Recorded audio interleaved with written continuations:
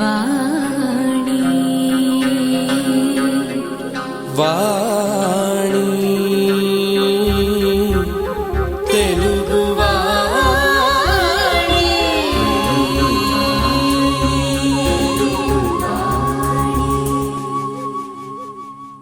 తెలుగువాణి యూరోప్లోని తెలుగువారి గుండె గొంతుక. Namaskar and welcome to the Radio Teluguvani Democracy Show from London. Today on our Democracy Show, we have the Bharatiya Janata Party National Vice President Sri Mukhtar Abbas Naqvi Saab. He is also the Member of Parliament representing Bharatiya Janata Party. Naqvi Saab, welcome to my show Democracy. Thank you. Naqvi साहब, कृपया आप मुझे बता सकते हैं कि भारत में जो भी एट द मोमेंट का मुसलमान जो भी है उसका हालात बोले तो what is the exact condition and the situation on the economic, social and the political fronts. Naqvi साहब, देखिए, अभी अगर आप देखें तो मोर देन अबाउट 2001 में तो 14% थे, लेकिन अभी 2013 में I think more than 18% Muslims and more than 21% minorities are in India.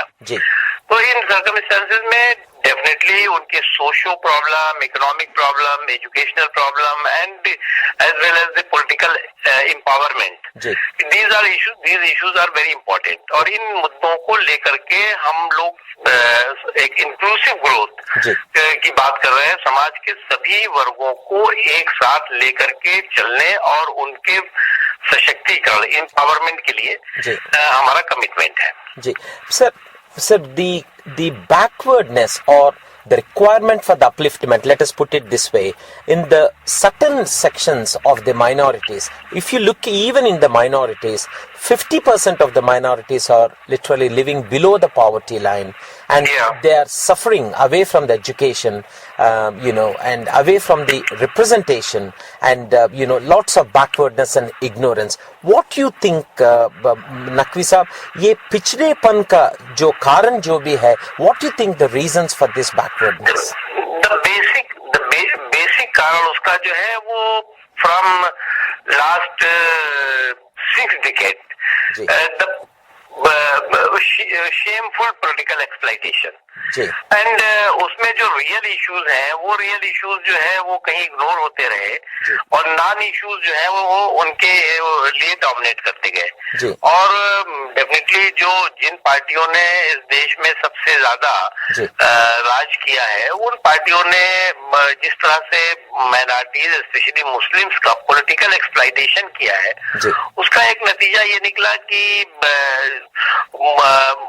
मुस्लिम जो है वो socially, economically, educationally day by day backward होते गए. और जैसा आपने कहा कि मोर देन 50% मुस्लिम्स जो है वो पॉवर्टी लाइन के नीचे रह रहे हैं, एजुकेशन में बहुत पीछे हैं, एम्प्लॉयमेंट में बहुत पीछे है. तो ये तमाम चीजें ऐसी हैं जो कि एक लंबी चुनौती है और बहुत बड़ी चुनौती है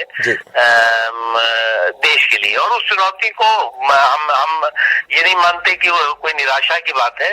ये क्योंकि जब कभी सरकारों की पॉलिसी पैरालिसिस होती है, एक वीक सरकार होती है, तो इस तरह के सर्कमस्टेंसेस खड़े होते हैं. नकवी साहब, let us put it straight. Congress party जो भी स्वतंत्र के बाद सत्ता में लगभग 50 साल रह चुकी है. सर, आप ये बताएं कि भारत के माइनॉरिटीज के लिए क्या किया कांग्रेस पार्टी ने सत्ता में 50 साल रह के. सर, ये सब प्लान, माइनॉरिटी का रिजर्वेशंस वगैरह, इन सब चीजों के बारे में आप कुछ क्लैरिटी दे सकते हैं नकवी साहब? देखिए, minority reservation and all these things is only political lollipop. ये एक पॉलिटिकल लॉलीपॉप है, सिर्फ लोगों को गुमराह करना और कहना कि हम आएंगे तो रिजर्वेशन देंगे, हम आएंगे तो ये करेंगे, बट पावर में आने के बाद वो सारी चीजें भूलते रहे. इसलिए जो ऑनेस्ट एफर्ट है वो होना चाहिए. माइनॉरिटीज और मेजॉरिटी के बीच में दूरी भी कम होनी चाहिए. जो ये क्या होता है कि कांग्रेस पार्टी या और इस तरह की कुछ पार्टीज हैं, रीजनल पार्टीज, वो जब स्पेसिफिकली कहती हैं कि साहब हम तो माइनॉरिटीज के लिए करेंगे, करना कुछ नहीं उनको, सिर्फ करेंगे जी। और कह करके वो मेजॉरिटी और माइनॉरिटी के बीच में जो है वो एक फ्रिक्शन का काम करते हैं, बिखराव और टकराव का काम करते हैं। जबकि माइनॉरिटीज की प्रॉब्लम वही है जो देश के और लोगों की प्रॉब्लम है। उनके लिए महंगाई एक प्रॉब्लम है, बेरोजगारी एक प्रॉब्लम है, एजुकेशन एक प्रॉब्लम है। उसको उस मेन स्ट्रीम प्रोग्रेस की मेन स्ट्रीम में लाने के लिए, मुख्य धारा में लाने के लिए कोशिशें नहीं होती। और बीजेपी की जब सरकार थी 6 सालों तक, तो हमने उनको बिखराव और बदलाव और टकराव के रास्ते पे नहीं खड़ा किया, हमने उनको मेन स्ट्रीम प्रोग्रेस के रास्ते पे खड़ा किया। आप कुछ नकवी साहब, आप ये बता सकते हैं कि जी माना है कि लाइक बीजेपी के सरकार ने ऐसा है कि लाइक कुछ चीजों के ऊपर मुसलमानों के साथ नहीं तो माइनॉरिटीज के साथ काम किया। नकवी साहब, आप ये बता सकते हैं कि भाजपा विशेष रूप से मुस्लिम अल्पसंख्यकों के लिए क्या करना चाहते हैं फ्यूचर में? आप पास्ट का तो छोड़ दीजिए, फ्यूचर का आपका। पहली बात तो ये देखिए, अगर आपको याद होगा तो 2004 से पहले माइनॉरिटीज जो है वो जिन माइनॉरिटीज की ये बात करते हैं वो बिलो पॉवर्टी लाइन जो माइनॉरिटीज थी वो 26% थी जी। अभी 2004 के बाद जब हमारी सरकार थी, 2004 से लेकर और 2013 में ये गवर्नमेंट की जो डिफरेंट कमेटीज है उनकी रिपोर्ट है कि मोर देन 50% माइनॉरिटीज जो है बिलो गरीबी रेखा के नीचे रहने लगी। एक चीज जो रोजगार है, एम्प्लॉयमेंट, वो एम्प्लॉयमेंट में इन पिछले 9 सालों में 63% नीचे गए हैं। जो पहले जितना नया एम्प्लॉयमेंट मिलने की बात दूर है, जो अनएम्प्लॉयमेंट हुआ है वो पिछले उससे 63% पीछे नीचे चला गया। हम जब सरकार में आएंगे तो हमारा यही कहना है कि हम तमाम तरह की जो ये स्कीमें छोड़िए, स्कीमों का सिर्फ अनाउंसमेंट होता है, हम स्कीमों का अनाउंसमेंट ऑनेस्टी के साथ और उसका एटीआर, एक्शन टेकन रिपोर्ट, वो भी हम लोगों के सामने पेश करेंगे। क्योंकि हम मानते हैं कि समाज का कोई भी तबका प्रोग्रेस की मेन स्ट्रीम से दूर नहीं रहना चाहिए, प्रगति की धारा से दूर नहीं रहना चाहिए। जी नकवी साहब, आपने 2006-2007 के टाइम में जो साचार कमेटी का the current government in power which has brought the Sachar committee, और साचार कमेटी का एक रिपोर्ट भी प्रेजेंट हुआ था शायद November 30th और something like that in the parliament. At that time, Naqvi Saab, I still remember that you made a statement saying that it may be an exercise from the UPA to woo the voters in the Uttar Pradesh. Naqvi Saab, ये क्या साचार committee का जो भी findings है, और दे not practical? आप देख लिया जाए तो लाइक जो भी माइनॉरिटी का समस्याएं है भारत देश में, उनके साथ are they not practical at all? देखिए, सच्चर कमेटी की रिपोर्ट जो है वो कांग्रेस पार्टी की नाकामियों का एक दस्तावेज है, और एक ऐसा दस्तावेज है जो कांग्रेस पार्टी की नाकामियों को पूरे देश में उसने साफ किया है। सच्चर कमेटी की बहुत सी रिपोर्ट्स ऐसी हैं जिसको कि हम मानते हैं कि वो जरूरी है। उसमें कई चीजें ऐसी हैं जिसमें जैसे कि हम मानते हैं कि वो जरूरी नहीं है। इसलिए जो है वो जो हम ये कहते हैं कि प्रोग्रेस की मेन स्ट्रीम में अल्पसंख्यकों को और स्पेशली मुसलमानों को शामिल किया जाना चाहिए। तो हमारे उसके पीछे मकसद ये है कि हर समाज का तबका ये एहसास कर सके, ये महसूस कर सके कि वो 2 नंबर का सिटीजन नहीं है जी। तो इसलिए जो है वो आप जब उनकी जो माइनॉरिटीज हैं उनकी प्रॉब्लम को ऑनेस्टी के साथ देखेंगे तो वही प्रॉब्लम है जो देश में अन्य हिस्सों में है। ये बात सही है कि माइनॉरिटीज उससे ज्यादा इफेक्टेड है, प्रभावित है जी। We'll please stay tuned. We will continue the discussion with Sri Mukhtar Abbas Naqvi ji after a small break. Please stay tuned.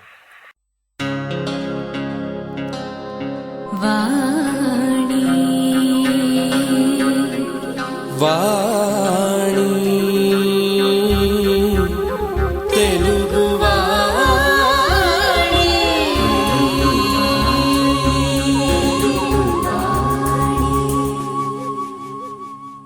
Teluguvani యూరోప్లోని తెలుగువారి గుండె గొంతుక। Welcome back sir. आप क्या ये बता सकते हो कि कुछ क्षेत्रों में जहां पर वर्तमान यूपीए जो सरकार में है वो विफल रही, I mean can you identify sir like कुछ क्षेत्र like where exactly the current UPA government was trailing behind? देखिए सबसे तो बड़ी बहुत फेल हुई है इन्फ्लेशन कंट्रोल करने में। देखिए इंडिया में रिकॉर्ड जो है वो अनाज का उत्पादन हुआ, गेहूं का, चावल का, दालों का, शुगर का रिकॉर्ड उत्पादन, और यहाँ तक इतना उत्पादन हुआ है कि वो उसको रखने की जगह नहीं है। डिस्पाइट ऑफ दैट आज जो है वो इन चीजों में बहुत महंगाई बढ़ी हुई है। जो इन्फ्लेशन रेट जो है वो 2003 और 4 में 3% था, आज वो 13% हो गया है। एक चीज। दूसरी चीज एम्प्लॉयमेंट के क्षेत्र में बहुत बुरी तरह से भारत जो है वो पीछे हट रहा है। Policy paralysis.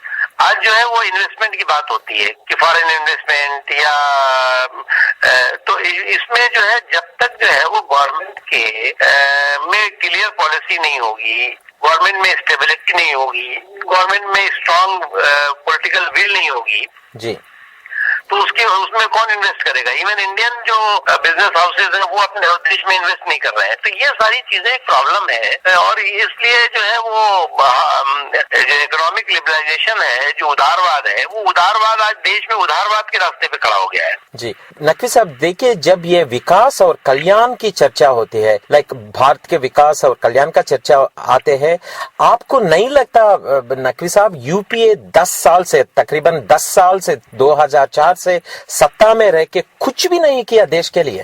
देखिए बिल्कुल सही बात है। कोई बहुत जो आज विजिबल जो चीजें दिख रही हैं वो बहुत साफ दिख रही हैं कि इस सरकार ने रहते हुए सिर्फ जो है वो नाकामी का एक बहुत उसका रिकॉर्ड बना है। वो चारों तरफ जो है वो एक नाकाम सरकार के तौर से देखी जा रही है। एक ऐसी सरकार जिसका की पॉपुलैरिटी बिल्कुल जीरो हो गई है। तो डेफिनेटली ये एक समस्या है, लेकिन हम आशावादी हैं। हम मानते हैं कि ये सारी चीजें जल्दी से जल्दी ठीक होंगी और देश फिर से जो है वो देश की जो सोशल प्रॉब्लम है, इकोनॉमिक प्रॉब्लम है या और भी जो प्रॉब्लम्स हैं, वो प्रॉब्लम्स जो है वो पटरी पे आएंगी और ठीक होंगी। नकीब साहब, आपको लगता है कि जो भी भ्रष्टाचार के संबंधित समस्याएं हैं वे केवल कांग्रेस पार्टी की नाकामी से ही पैदा हुआ, या यूपीए गठबंधन की 7 सहयोगी दलों के से जो भी गठबंधन की 7 सहयोगी दल है उन लोगों के उसके साथ भी उभार रही सकती है कि इन चीजों में? हाँ, देखिए जब राजा जी जो है वो कमजोर होगा जी, खुद जो है वो बेईमान होगा जी, तो नीचे के लोग तो खुल करके बेईमानी करेंगे ही। आज जो स्थिति है, आज जो सर्कमस्टेंसेस है, उसमें ये है कि ऊपर से नीचे तक गवर्नेंस नाम की कोई चीज नहीं है जी। लीडरशिप जो है वो बहुत वीक है, जो टॉप लीडरशिप है जी। और ओपन जो है वो करप्शन एंड स्कैम्स हुए जी। और एक के बाद एक हुए। उसका नतीजा ये हुआ कि इकोनॉमी पे भी असर पड़ा, सरकार की इमेज पे भी असर पड़ा, एम्प्लॉयमेंट पे भी असर पड़ा, इन्फ्लेशन बढ़ा, जीडीपी ग्रोथ घटी। ये सारी चीजें एक के बाद एक इसलिए हुई है कि सरकार की क्रेडिबिलिटी भी खत्म हुई है, गवर्नेंस के नाम पे जीरो रही है। और जो कुछ भी स्कैम और करप्शन हुए वो सरकार के जो प्राइम मिनिस्टर या जो लोग थे वो आंख बंद करके देखते रहे, उसमें उन्होंने कोई एक्शन नहीं लिया। नकवी साहब, भारत में 2004 चुनाव के बाद मुख्य विपक्ष के रूप में क्या भूमिका भाजपा निभा रही है नकवी साहब? देखिए, हमने तो सभी इश्यूज पर, जो सड़क पे आंदोलन की बात हो, पार्लियामेंट में इस इशू को उठाने की बात हो, और सरकार के तमाम जो इश्यूज हैं उसको सरकार को भी हमने बार बार आगाह किया, बार बार उसको हमने चेतावनी दी कि भाई ये चीजें गलत हो रही हैं, इसको आप करेक्ट कीजिए, इसको ठीक कीजिए। लेकिन सरकार ने इस बारे में उसको इग्नोर किया। और जब भी पार्लियामेंट में या पार्लियामेंट के बाहर अपोजिशन के नाते हमने आवाज उठाई तो उस आवाज को उन्होंने मजाक उड़ाया, कहा ये नक्कार खाने में तूती की आवाज है, इसका तो कोई बहुत ही मीनिंग नहीं है। लेकिन उसका नतीजा ये हुआ कि डे बाय डे ये इश्यूज बढ़ते गए और देश जो है वो संकट में आता गया।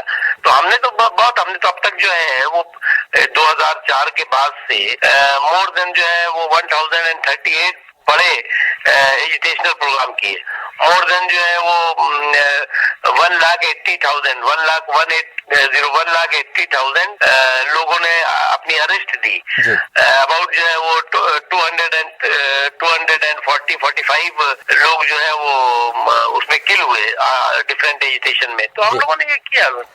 नकवी साहब, ये सच है कि आप एक माइनॉरिटी से आ रही व्यक्ति है।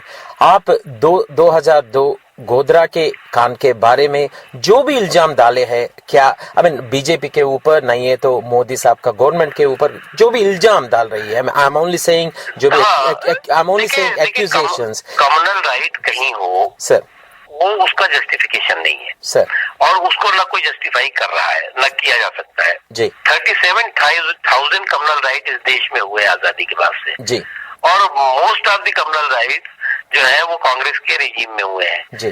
भागलपुर हुआ, 1984 में दिल्ली में जो कम्युनल राइट हुआ, सिखों की हत्याएं की गई। उसके बाद जो है वो भिवंडी में हुआ, मेरठ में हुआ, मलियाना में हुआ, हैदराबाद में हुआ, 37,000 और जो गोधरा की घटना हुई वो भी है। तो इनको हम किसी को जस्टिफाई नहीं कर रहे हैं और ना हम इसको पॉलिटिकल इशू है। इसके लिए हमें ईमानदारी के साथ, ऑनेस्टी के साथ बैठ करके ये चीजें नहीं हो इस पे सोचना चाहिए। बट अनफॉर्चुनेटली कांग्रेस पार्टी जो 37,000 कम्युनल राइट्स का माला पहन के घूम रही है, वो एक गोधरा के इशू को पिछले 10 सालों से रो रही है। उसे ये भूल जाती है कि वो 84 में हजारों सिखों की हत्याएं, ओपन हत्या जो है वो स्टेट स्पॉन्सर्ड किलिंग हुई। उसके अलावा मलियाना में स्टेट स्पॉन्सर्ड किलिंग हुई, मेरठ में स्टेट स्पॉन्सर्ड किलिंग हुई है, अलीगढ़ में हुई, भिवंडी में हुई, हैदराबाद में हुई, बहुत जगह पे हुई। तो इसलिए नहीं होना चाहिए, ये बात हम बिल्कुल चाहते हैं। और जो गोधरा में या जो गुजरात में जो दंगा एक हुआ था, उसके बाद से गुजरात में कहीं कोई दंगा नहीं हुआ। वेरी पीसफुल, प्रॉस्पेरिटी वहाँ बढ़ी है, वहाँ पे जो है वो पर कैपिटा इनकम बढ़ी है, वहाँ पर जो माइनॉरिटीज हैं वो सुखी हैं। ये outside of the Gujarat political इस तरह की शोर मचा हुआ है, इससे कोई फर्क नहीं पड़ेगा चुनाव में। नकवी साहब, अगर आपका सेंट्रल पार्लियामेंट्री कमिटी जो है वो है बीजेपी में, that is the committee that decides who will be the prime ministerial candidate. I am just making a very wild assumption here. अगर ऐसा एक एजम्पशन आया कि नहीं है तो एक प्रपोजल हुआ कि श्री नरेंद्र मोदी साहब will be the prime minister of this nation, prime ministerial candidate of this nation, आप क्या पूरे तन मन से आप ये भारत के प्रधानमंत्री के पद के उम्मीदवार के रूप में श्री नरेंद्र मोदी साहब का समर्थन करेंगे? देखिए, वो बहुत कैपेबल लीडर है, बहुत देश में एक्सेप्टेबल लीडर है जी, एक गुड परफॉर्मर है, गुड एडमिनिस्ट्रेटर है जी, और देश में आज एक ऐसे ही स्ट्रॉन्ग इफेक्टिव एडमिनिस्ट्रेटर की जरूरत है जी। इसलिए जो है वो Narendra Modi ji is a very good choice और देश और कंट्री जो है वो आज उनको चाहती है। तो इसलिए if you hate him, if you love him, but you can't ignore him और you can't ignore his capability, his governance and as well as administrative skills. Sir, you represent the major group of minorities in the Bharatiya Janata Party at the very senior vice presidential level in the party. Sir, after the elevation of Sri Narendra Modi ji to the प्रचार भूमिका निभाने के लिए प्रधान प्रचारकर्ता की दिशा में, after the elevation of the party, आपने you would have met so many minorities and you would have met so many leaders from various groups. What is the generalized feeling, sir, at the moment in national level Bharat में? देखिए, अभी जो एक miss information campaign हमारे political opponents ने चलाई है, definitely उसका थोड़ा असर हुआ है माइनॉरिटीज में जी। और जो मिस इन्फॉर्मेशन कैंपेन है हमारे पॉलिटिकल अपोनेंट्स की मोदी जी साहब के खिलाफ या और इश्यूज को लेकर के, उसको हम ठीक करने की कोशिश कर रहे हैं और हमारी पूरी we are very much confident कि ये ठीक हो जाएगी। और क्योंकि ये misinformation campaign is a very old and expire formula of the Congress party. We will get. Sir, Naqvi साहब, आप ये हमें बता सकते हैं कि कृपया प्लीज किसी भी 3 कारण क्यों एक माइनॉरिटी के अल्पसंख्यक वर्गों से आने वाले व्यक्ति या शख्स जो भारतीय जनता पार्टी को why they should give vote in 2014? Can you mention any 3? पिछले 60 सालों से जी माइनॉरिटीज ने बीजेपी को बहुत वोट नहीं दिया, कहीं 16%, कहीं 15% इतना पड़ा है जी। और उन्होंने डिफरेंट पॉलिटिकल पार्टीज को वोट किया है जी। Specially most of the time Congress party को जी। और उन्होंने अपनी सोशो इकोनॉमिक एजुकेशनल पोजीशन देख ली है जी। तो उन्हें एक बीजेपी के साथ आना चाहिए जी। बीजेपी एक कमिटमेंट के साथ आ रही है जी। बीजेपी एक विजन डॉक्यूमेंट के साथ आ रही है जी। और बीजेपी कह रही है कि भाई ये because our vision document is not a vote catching document, जी। हम कोई वोट कैच करने के लिए डॉक्यूमेंट नहीं बना रहे हैं जी। हम जो है वो और ना तो हम इसको जो है वो इसमें कोई तुष्टिकरण है जी। क्योंकि अपीजमेंट नहीं है, एम्पावरमेंट की बात है जी। तो इसलिए आना चाहिए और उनको अपनी सोशो इकोनॉमिक एजुकेशनल अपलिफ्टमेंट के लिए एम्पावरमेंट के लिए बीजेपी की तरफ देखना चाहिए जी। और बीजेपी इस बात का कमिटमेंट देती है। हमने तो ये भी कहा है कि हम जो भी हम कमिटमेंट दे रहे हैं उसका भी ATR एक्शन टेकन रिपोर्ट भी हम पब्लिश करेंगे with in 1 year. Yeah. So they will realize ki what is the difference between 60 years of the Congress rule government and what is the difference between BJP rule government. Sir, when you talk about in your previous thing, you were saying that ये vote bank politics के बारे में जो भी आप बोल रहे हैं नकवी साहब, आपको ऐसा लग रहा है कि लाइक कांग्रेस पार्टी अभी सोनिया गांधी के नेतृत्व में वोट बैंक पॉलिटिक्स बोले तो एक फूड सिक्योरिटी बिल लाने का ऑर्डिनेंस चलाना नहीं है, तो ये मुद्दा जो भी कांग्रेस लोग उठा रहे, कांग्रेस स्पोक्स पर्सन वगैरह उठा रहे कि जब सेक्युलर कार्ड का क्या है पार्लियामेंट सेशन में आने वाली है जी। फूड सिक्योरिटी बिल हमने कहा था कि हम सपोर्ट करेंगे फूड सिक्योरिटी बिल को जी। बट मिडनाइट में इन्होंने उसके लिए ऑर्डिनेंस लाके खड़ा कर दिया तो इसलिए उनकी जो नियत है वो फूड सिक्योरिटी से ज्यादा वोट सिक्योरिटी की है जी। और ये कोशिश करते हैं कि फूड सिक्योरिटी इनके लिए जो करप्शन सिक्योरिटी बन जाए, इनके करप्शन का जो है वो सिक्योरिटी कवर बन जाए, तो वो पॉसिबल नहीं है। इन्हें फूड सिक्योरिटी लाना था, पार्लियामेंट में लाते डिस्कस करते, इफ एनीबॉडी और if any political party want to any amendment तो उसको उस पर डिस्कस होता और वो होता because we are supporting food security bill. Sir, आपको क्या ये लग रहा है कि नकवी साहब श्री नरेंद्र मोदी का सामना करने के लिए कांग्रेस को समझ में नहीं आ रहा, इस वास्ते से धर्मनिरपेक्षता और जो भी घबराए हुए हैं, ध्रुवीकरण घबराए हुए हैं, हाँ जी, और वो हताश और निराश है जी, और उनको लगता है कि उनकी कुर्सी जा रही है जी, इसलिए वो एवरी डे नरेंद्र मोदी पर हमला और ये सारी चीजें कर रहे हैं जी। बट इससे एक बात बहुत क्लियर हो गई है कि ये लड़ाई जो है वो good governance versus bad governance, जी, सुशासन बनाम कुशासन, जी, और कुशासन जो है वो कांग्रेस पार्टी का है, सुशासन का कमिटमेंट और संकल्प हमारा है। नकवी साहब, फाइनली आप हमेशा अपने प्रधानमंत्री जी का जो भी मनमोहन सिंह जो है उसका अनडिसिसिवनेस यानी समय पर भाजपा समय पर निर्णय करने का सक्षम नहीं और यूपीए सरकार की नीति पक्षाघात के मामलों पर खड़ी आरोप लगाते हो, क्या आप इसके बारे में विस्तार में बता सकते हैं नकवी साहब? ये क्या व्हाई एग्जैक्टली? देखिए, prime minister is a good economist जी, अच्छे व्यक्ति थे जी, अच्छे ब्यूरोक्रेट है जी, but he is not a good politician जी, he is not good public person जी। इसलिए जो है वो ग्राउंड पे क्या चल रहा है, what is the ground reality, क्या देश में क्यों सर्कमस्टेंसेस और समस्याएं हैं, उन समस्याओं का उन्होंने जज नहीं किया। मिनिस्टर्स जो है वो रिपोर्ट नहीं करते उनको, minister super prime minister Sonia Gandhi ji को रिपोर्ट करते हैं। Some time prime minister himself is helpless, वो खुद हेल्पलेस फील करते हैं अपने को। तो ऐसे हालत में जो है जो पॉलिसी पैरालिसिस हुई है, जो लकवाग्रस्त नीतियां हो गई हैं, कोई भी पॉलिसी कोई भी डिसीजन हो नहीं पाता, हर डिसीजन पेंडिंग पड़ा हुआ है, जो भी मिनिस्टर है वो फ्री हैंड अपने हिसाब से कर रहा है, तो वो सारी चीजें जो है वो बैड गवर्नेंस को उसने और मजबूत किया और स्ट्रॉन्ग किया। नकवी साहब, finally what will be the issue for the next election जो भी है, नेक्स्ट 2014 का इलेक्शन में मेन मामला किसके ऊपर होगा? नेक्स्ट इलेक्शन में poverty, inflation, scam as well as the issues of the internal security and national security जी, and bad governance। पूरा चुनाव होगा कुशासन बनाम सुशासन, विकास बनाम विषय विनाश जी, मजबूत नेतृत्व बनाम कमजोर नेतृत्व।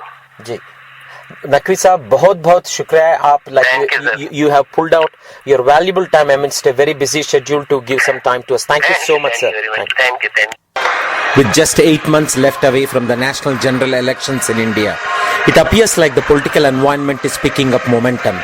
Whatever be the weather, the ultimate power lies in the hands of the people. This is Mahesh Kumar presenting Democracy Show from London for Radio Teluguvani. Keep listening every Saturday at 3 p.m. and 10:15 p.m, every Monday at 7 p.m. and 10:15 p.m, every Thursday at 9 a.m. and 10:15 p.m. Teluguvani, the heart and voice of Telugu people.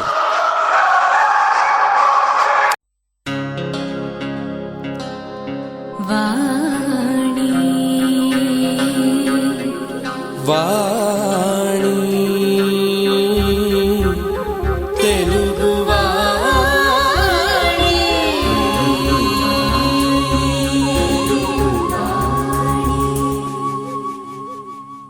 Teluguvani యూరప్లోని తెలుగువారి గుండె గొంతుక.